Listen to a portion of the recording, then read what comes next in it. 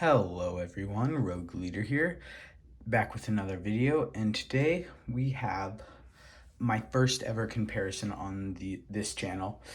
This is a comparison of these three Lego sets, and if you're wondering what's in common with them, it is that Lego has been doing this new thing recently where they are putting out a $40 set that has a just a not very good build, and then some very good minifigures that are good for army building.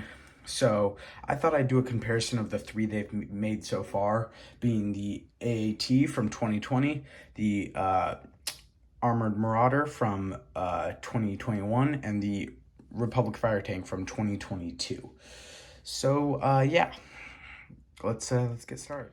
Okay, starting off with the Armored Assault Tank from 2020. It has 286 pieces and is set 75283.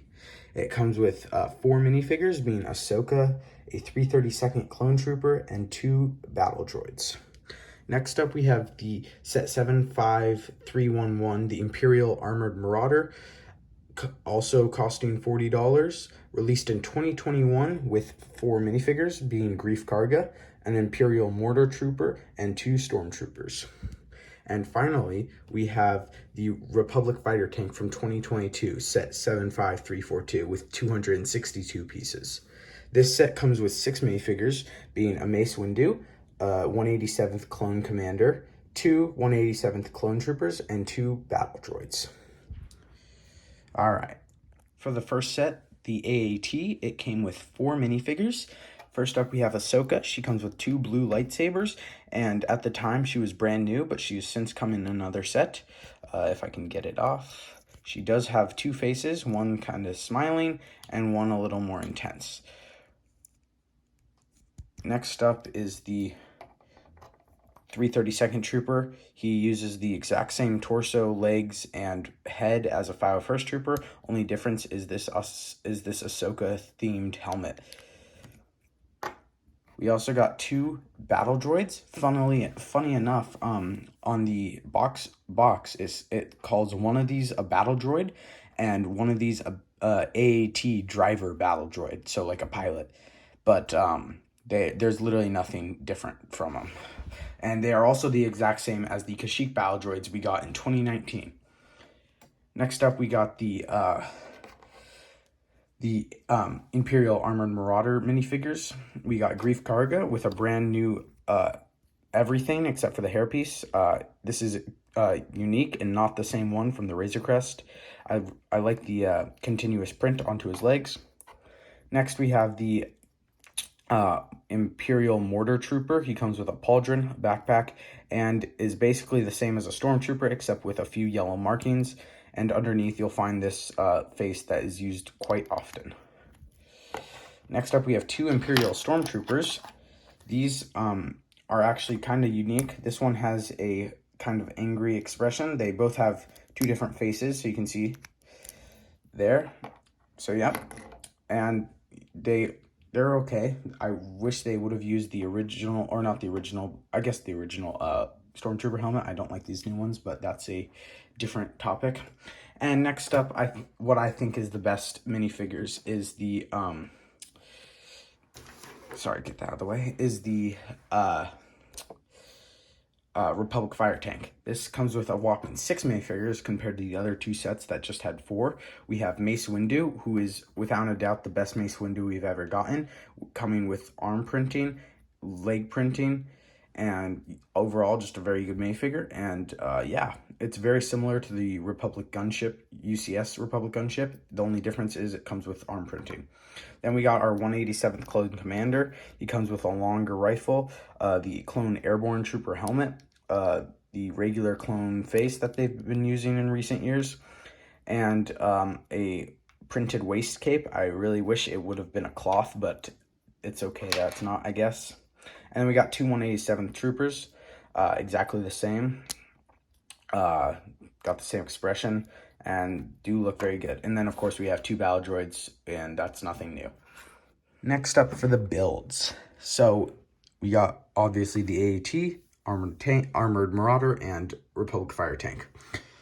The Armored Marauder does include a small mortar for the Imperial Mortar Trooper, so you could have him firing at the Mandalorian or Grief Karga or whoever. And yeah, it's also worth noting that the Republic Fighter Tank is a Target exclusive, meaning you will only find it on Target or Lego.com or at Lego stores, so that you will not be finding this at Walmart or Amazon or anything like that.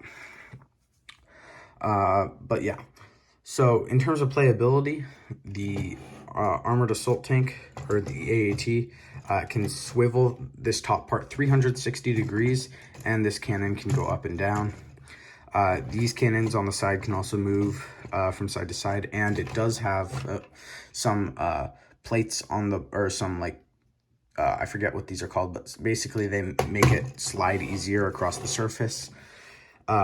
Next up and it also has the ability to use flick fire missiles. You just have to pull back on this and it shoots one off, and there's one on each side. Next up is the Imperial Armored Marauder. In terms of playability, you can move this cannon back a little bit, and I will say that you can remove this gray piece and it can move 360 degrees. These turrets can spin around, and there's also there's two crates. There we go. There's this Imperial printed crate, and you get two, one on each side. There's one right there, and then you have stud shooters. You have two in the front that shoot, and then two in the back that shoot. So yeah. All right, and then finally the Republic Fighter Tank. You can, in terms of playability, it also slides around. Unlike these last two that just have these like pieces underneath, this one actually has wheels, which I think is an improvement because it slides a bit better. These cannons can go up and down and also shoot off flick fire missiles. And then there is an interior, and we'll go over that now. The first set, the AAT, has a good interior. Not the best on an AAT, but still pretty good. You can lift this hatch up to reveal a little cockpit where you can take one of your battle droids and take their gun off and then put them in there. Pretty easy. No like studs keeping them in or anything. And then you can close it on up, no problems there. And then up here, you can open this top hatch and you can take your other battle droid. Again, you have to take the weapons off. And there is no place, like, there are no like clips or anything for you to store the weapons. They just have to kind of be loose, unfortunately. But you can take your droid, and he can either be looking out the cockpit, or you can fold his head down and you can put this back on top. Let's see, oh, there we go. You can put it back on top like that. It doesn't look the best because the battle droid does keep it up a little bit. Oh wait, hold on. If I there we go. Maybe that's, yeah, there. So yeah, you can have it in there. It does have these antenna pieces. This one right here, that's like a fencing sword. I hate this piece because it constantly falls off. I've lost like 3 or 4 of them because they just keep falling off, and it's very annoying. The Republic Fighter Tank has the same problem where these keep falling off. But yeah, that's the interior for that one. Next up is the Republic Fighter Tank. Or not the Republic Fighter Tank, but the Imperial Armored Marauder. This has probably the best interior of the 3. You can open up these 2 front panels to give your stormtrooper a place to sit and pilot the vehicle. You can see there's a little control panel on the flap right there, and he can just sit in that chair, and you can fold everything back up nice, and you can kind of see him through there. And then you do have these doors that can open on each side. Unfortunately, you can't, I gotta move the blaster, but they can't actually fit through the door. So that's unfortunate. And technically you could fit a minifigure in there. I think that might actually be an intended feature maybe, because it kind of looks like it's built to have a trooper in there. But another thing you could have is you can take your mortar and you can kind of fold it up a little bit. If it break, I will say this mortar is very fragile, and you can place it in there and just have a place to store it. So that's nice. But again, doors on each side, and then you can open up this panel right in here to reveal 2 more seats that you can fill up. This seat actually is a little more open. So if you take your, if you take your, let's see, if you take your mortar trooper, you can actually have him sit in there with his backpack on. If I can get him in there.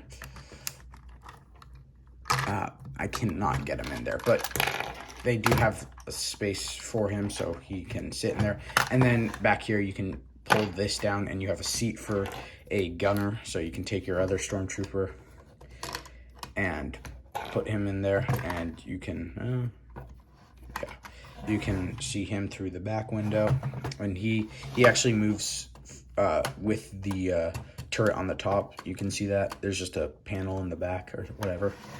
And then another thing you can do is you can pull up this top hatch and you can put a stormtrooper in here, and it'll look like, you know, he's like scouting out the area and stuff. But yeah, so I mean, all in all, in the interior, you can fit 4 troopers along with a little space to hold the mortar, and then you can fit a 5th trooper on the top where I just showed you.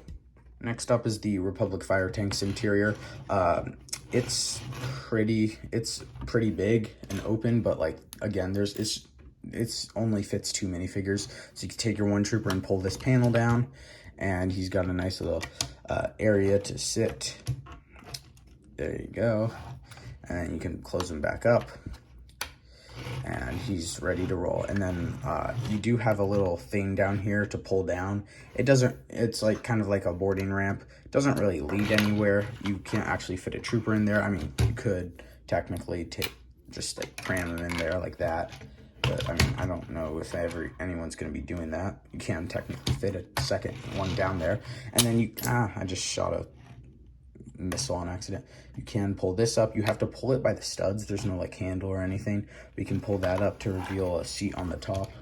So I can take my airborne trooper, and you see what I mean? I just like knock these off. They're very annoying.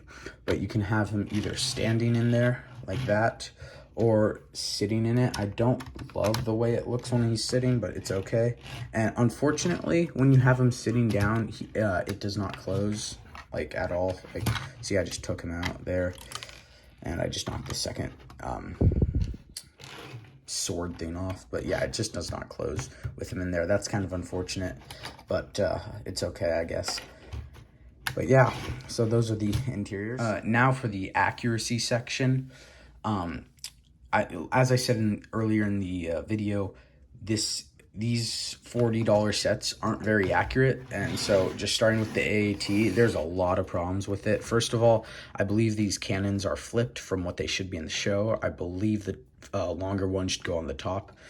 Second, this cannon is way too long. It should really just be like that long.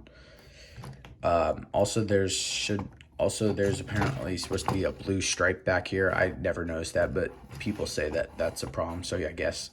But yeah, so a little inaccurate in all those places, and just overall not very good. Yeah. Next up, the Imperial Armored Marauder. It's actually pretty accurate. It doesn't look very good because it looks like just a crumpled together mess.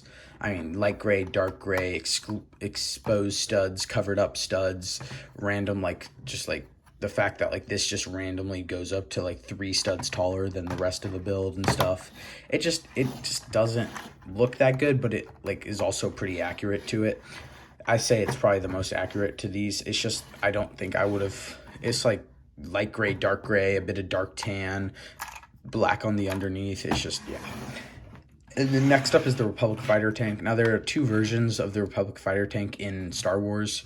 There's the taller version and then the shorter version. I forget their actual names, but the taller version was first made with the original fighter tank in I forget what year, but I think it was 2009, 2010 or something. And then the 2017 one was the smaller fighter tank, and then this one is just trying to take those 2 different fighter tanks from Star Wars and put them together into one build. It's not the best. This is like, I mean, I don't know why they use this big white piece. It does not look very good, and it just, yeah, it does not, it uses a lot of stickers. Like this uses 0 stickers, this uses, I think, 2 stickers, and this uses like 10 or something. Like 1, 2, 3, 4, 5, 6, 7, 8. It uses 9, so yeah, it is not the best. But yeah, all in all 3 of these sets are pretty good. I will say that if you're going for the most accurate set, definitely go for this. This is definitely the most accurate. I think the only part that I would have changed is maybe, I think this maybe would have done this set would have gotten its justice if it was $50. I think it would have looked a lot better if it just had that $10 more worth of pieces. Also, it's for those of you who care about price per piece. I really don't. I don't see it as a big deal, but for those of you who do, this is the best one. These sets have less than 300 pieces, whereas this one has over 400, and all 3 of these are the same price. But yeah, if you're looking for accuracy, do this. If you're looking for army building, obviously it depends what you're army building. If you're army building stormtroopers, this is your best option. I'm pretty sure the only other set with regular stormtroopers on the market is the $40 TIE Fighter, and it only comes with 1. But yeah, if you're wanting to just army build clones, definitely this set. You only get 2 regular clones. You get this guy, but he's technically a clone commander. So that, but it's, you could still treat him as like an airborne trooper stuff, which is definitely what I plan on doing. I plan on getting multiples of these guys. I think they're cool. But 3 clones, and then you also can army build a bunch of battle droids, which is nice. And then you get this super sick Mace Windu with the Clone Wars arm printing, which you could probably sell to make a little bit of money back if you have multiples of him. But yeah. And then the armored, the AAT, I mean, it's pretty good, but I mean, it's just, I don't know what they were doing. They've made one in this like smaller size before, in like, I think it was 2015, and it was so much better than this. I don't know what they were thinking. Honestly, the only reason I recommend buying this is for this clone trooper. I mean, the Kashyyyk battle droids, this is like their 3rd or 4th set appearing, and they're just not the best. I mean, I like the diversity, but I prefer just to get a bunch of just the regular ones. And then the Ahsoka, nobody wants to get a bunch of Ahsokas. This is what people want from this set, and that's why I really think that this guy needs to come in like a battle pack or something like cheaper than $40 for one. So yeah, but there's my review / comparison of these 3 sets. I hope you guys enjoyed. Let me know down in the comments which of these 3 are your favorite, and tell me like what other $40 sets could they do. I was personally thinking they could bring back the giant cannon, the Republic cannon that they made in 2014 with the Plo Koon and the Wolfpack troopers. They could bring that back with maybe some shock troopers or something and make that $40. But yeah, what do you guys think? Leave down in the comments. And yeah, see you next time. Bye.